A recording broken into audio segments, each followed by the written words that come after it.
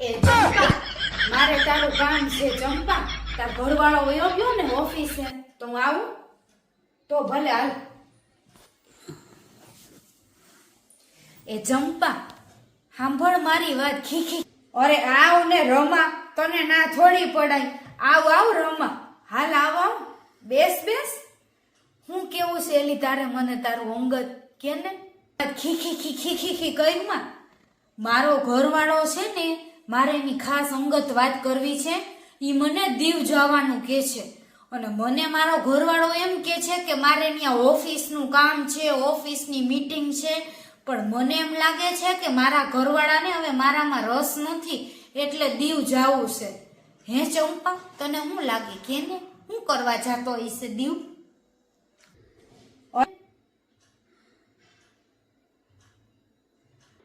તારી વાત તો સાચી હો રમા. આજકાલના ઘરવાળાઓ ખોટા હોય. બિઝનેસ ને મીટિંગ ના બાના કાઢી ઈ લોકોને તો ખાલી છોકરીઓ પાસે જવું હોય, બીજી અલગ પાસે કુવા. રોજ ઘરવાળાઓને રોટલી દાળ ભાત શાક નો ભાવે. ક્યારેક બિરયાની જોઈ, ક્યારેક મંચુરિયન જોઈ, ક્યારેક પાઉંભાજી જોઈ રાત્રે. તું સમજસ ને? આ જોઈ એટલે હું જોઈ. આ લોકોને ખાલી નખરા કરવા હોય. અને મેં તો સાંભળ્યું છે દીવમાં છોકરીઓ નાગા નાચ કરતી હોય ને, આલ્બમ દેખાડે, આમાં કઈ છોકરી હાર તમારે હોવું છે ને શું કરવું છે ને. આ તો તું મારી બચપનની બેનપણી રહી ને એટલે તને બધું કહું છું. નજર રાખ તારા ઘરવાળા ઉપર. ઘરવાળો હાથમાંથી જાહે ને તો ક્યાંય નહીં રહેતું. તારી વાત સાચી હો ચંપા, ઘરવાળા ઉપર નજર તો રાખવી જ જોશે મારે. તું મને શીખવાય ને. તું કે તો વારે ને વિડીયો કોલ કરું, વારે ફોન કરું. અને પમદીની જ વાત ચંપા, કોઈ કાજલ નામની છોકરી હારે વાત કરતા હતા અને પકડાઈ ગયા. મેં કીધું ને તો કે મારા ઓફિસની સેક્રેટરી છે. સેક્રેટરી હોય તો આમ વાત કરે? સેક્રેટરી હારે હે? મને તો બહુ એવું લાગે છે કે મારો ઘરવાળો ક્યાંક બીજો ચાલુ હોય અને કઈક કરીને આવતો હોય તો હું ખબર. છોકરાને મરદની જાત તો રોજ નાઈ લે એટલે ના ગલો ઘડો દૂધથી દોયેલો હોય નાયેલો એવા ને એવા. પછી બાઈની જાત ખરાબ હોય, કોઈ ભેગી હોતી હોય તો ખબર પડે કે આવું ધંધા કરે છે. મરદની જાતને શરીરથી ઓળખવાય કેમ કે કઈ લાઈને ચડ્યા છે. હવે આવા દે ને દીવથી. મારું શું કે નહીં ચંપા, જોતું. હા રમા, હા ઈ તારી વાત સાચી હો. ઊંડી તપાસ કઈ. વિડીયો કોલ ની વાત તો તું કર જ છે, અને વારે ઘણે વિડીયો કોલ કરજે. તારી પાસે તારા ઘરવાળાના બોસનો નંબર હોય ને તો એમાંય ફોન કરીને પૂછજે કે તમારે દીવમાં હું સાચું પેલા મીટિંગ છે કે હું કરવા ગયા છો ત્યાં અમારા ઘરવાળાને લઈને, એમ પૂછજે.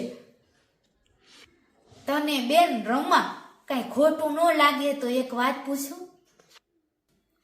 અરે ચંપા પૂછ ને, તારે જે મને પૂછવું હોય પૂછ. તું તો મારા બાળપણની બેનપણી છો. પૂછ હું પૂછ. તું આટલું બધું મને કેસ તો લાઈને તને પૂછી જ લઉં. તારો ઘરવાળો તારી હારે રોજ કરે છે? તાર રોજ દેવું પડે છે ને? અરે ચંપા, ઈ મને રોજ કહેતા હોય કે મારે રોજ કરવું છે, રોજ કસરત કરવી છે. કસરત એટલે સમજસ ને? આપણે બે આવી રીતે વાતું કરી, કોઈક છોકરા સાંભળે ને તો ઈ મને રોજ કે મારે રોજ કરવું છે. પણ હું થાકી ગઈ હોય ને એટલે રોજ કરવા નથી દેતી. ક્યારેક મારી કેડ દુખતી હોય, ક્યારેક મારા પગ ફાટતા હોય, ક્યારેક મારું માથું દુખતું હોય. બોલ. હે બેન રમા, તું ના પાડતી હઈશ તો તારાથી રિહાઈ જાતો હશે ને? કા તાર ઘરવાળો નારાજ થઈ જાય તારથી તું કરવાની ના પાડતો? અરે ચંપા, હું તો થાકી ગઈ હોય ને એટલે હું એને કરવા દેવાની ના પાડું તો બારી બારણાના કાચ તોડી નાખે છે, બધું આમ તોડફોડ કરે અને મારા છોકરાઓને વાક વગર માયરા પીટિયા કરે છે, માયરા રાખે છે. ચાનો કપ દીધો ને તો ચા ઢોળી નાખી અને મારા વાળ ખેંચી મારીને હુવે છે. બોલતું પરાણે મારી યાર એવું કરે છે. હાજા માંદા મરદની જાત વિચાર ન કરે કે બાઈની હાજી છે, માંદી છે કે એમાં એને ઓલા દિવસો હાલે છે, તોય આ લોકોને રોજ કરવા જોઈએ એટલે કરવા જોઈએ જ. બેન હું આ બધું કોને કહું? હે, હું એવી થાકી ગઈ હોય ને, આ શિયાળામાં મારે ને રોજ દેવું પડે તો મારે રોજ નાવું પડે રાતે 2-2 3-3 વાર. તોય હું કોઈને કહેતી નથી. મારે કેટલું દુઃખ છે એલી ચંપા.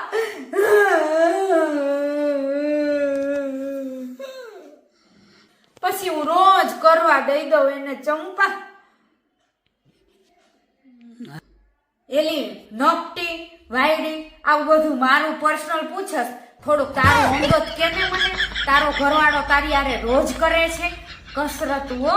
હા અને તને કહું આપણે 2 છોકરા થઈ જાય ને પેલા જે પલંગ હલતો ને એવી મજા હવે ન આવે હો. હવે આપણે શું જવાબદારી આવી ગઈ હોય સાસુ સસરાને હાચવવા છોકરાને મોટા કરવા. પેલા તો નવા નવા લગ્ન થયા હોય નવા નવા જે મજા આવે ને એ અત્યારે ન આવે સમજી. અત્યારે એવું મજા જ નથી આવતી. પણ મરદ જાતની એવી જ મજા જોતી હોય. આપણે હવે એમ ક્યાંથી મજા લાવી. હવે નથી પેલા જેવું આપણું શરીર રહ્યું. આપણે 2 છોકરા થયા હોય ઓપરેશન થયા હોય કેટલું કર્યું હોય આપણા શરીરમાં હે ટાંકા ટાંકી. હવે એમ કે તારા મજા નથી આવતી મારા શરીરને હવે શું કરું સંપા. હું હવે કઈ એવું બનાવ કે મજા આવે શરીર જેવી શું એવી આવી શું. 2 છોકરા તો આખી ગઈઢી થઈ ગઈ. જરાક તારું કે ને સંપા તાર ઘરવાળો રોજ કરે તારી હારે કસરત. બસ ને આટલું અંગત. તુંય મારી બચપનની બેનપણી. હું કહું મારે જ્યારે શોપિંગમાં જવું હોય ને ત્યારે હું દઈ દઉં કરવા. બીજે દી શોપિંગ સરસ કરાવે.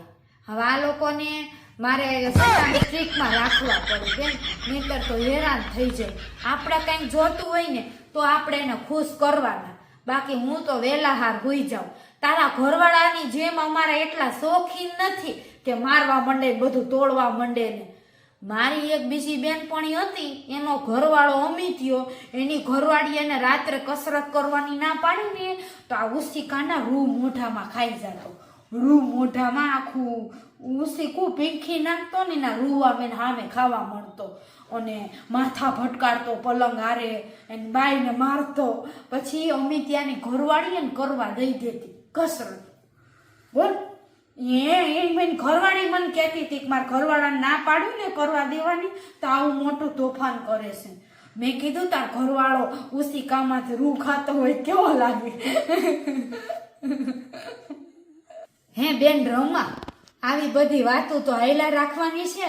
આવી બધી માથાકૂટું તો રહેવાની જ છે. પરણેલી સ્ત્રીને રોજ રાત્રે પણ જવાબદારી હોય.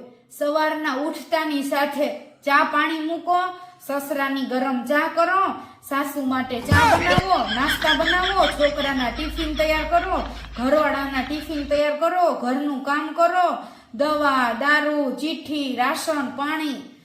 રાત્રે આપણે બાયુને શાંતિ નહીં. આખો દી ઢેડા ઢેડો અને રાત્રે ઘરવાળાને ખુશ કરવાની જવાબદારી. ખુશ ના કરો તો માર પડે. અરે રે હાલ હું મારા ઘરે વહી જાઉં. હવે મારે ઘરનું કામ કરવાનું છે અને કાલે મારે શોપિંગમાં જવાનું છે એટલે આજ રાત્રે મારે પણ દેવાનું છે હો. હા આવજે રમા. સાચવજે તાર શરીરને. તાર ઘરવાળાને ફોન કરતી રહેજે વાત વાતમાં. હા લેલી તને બાયણા લગી મૂકી જાવ. આમ ઘર ભેગી નહીં થા. મારે જવું માર્કેટમાં શાક લેવા. હમણાં મારી સાસુડી રાયડું નાખશે. હે ને હાલ આજે શનિવારી ભરાણી છે તો થેલો ભરીને શાક લઈ આવું. હાલ ના માઇલ રમા કામે ચડ કામે. હાલ હા સાચી વાત છે ઓ તારી ચંપા. આપણી તો આવી વાતો રહેવાની જ છે. ઘરવાળાનું કંઈક તો કરવાનું જ છે. હાલ હાલ વયા જાય આપણે શનિવારીમાં શાક મારે લેવું. હારે થેલો ભરતા આવી. હાલ કામે ચડી.